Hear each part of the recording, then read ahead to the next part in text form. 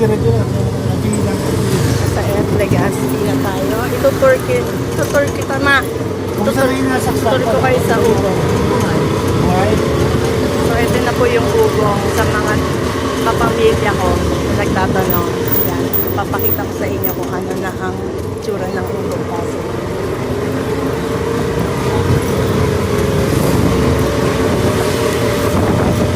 Well-developed na siya ngayon. Ito yung dating school ko. Nung elementary ako. Ngayon, ang pupuntahan ko, yung schoolmate ko na best friend ko since elementary. Elementary grades pa lang kami. Si Janet, my loving best friend. So, dito ako gumraduate ng elementary, Francisco Legaspi Memorial School. Ito na po yung barangay hall. Barangay Ugong Multipurpose Hall. Dito po yung barangay hall. Dito yung fire station. Yan po yung may saksakan dati.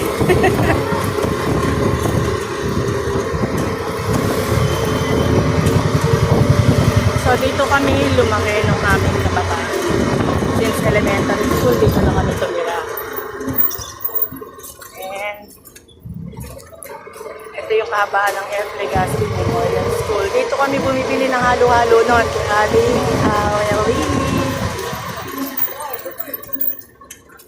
yan, papakita ko kay Ma ang dating pinapasukan ni Daddy.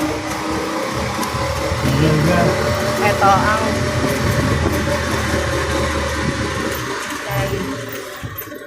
ito na yung bahay Kuwago. Hindi ko alam bakit siya tinawag na bahay Kuwago. Dito nagtatrabaho yung daddy ko nung kami maliliit pa. Ang Union Glass Factory. Union Industries pala. So ngayon isa na siyang parang maliit na park. Ito yung parking area para sa mga residents. Ito yung kaban papuntang Tawiran. Dito kami tumatawid ng bangka nung bata pa kami. So, ito yung eskinita. Diyan ka papasok. Diyan din naglalabay yung mga resident dito. So, ito na yung kung saan kami tumira.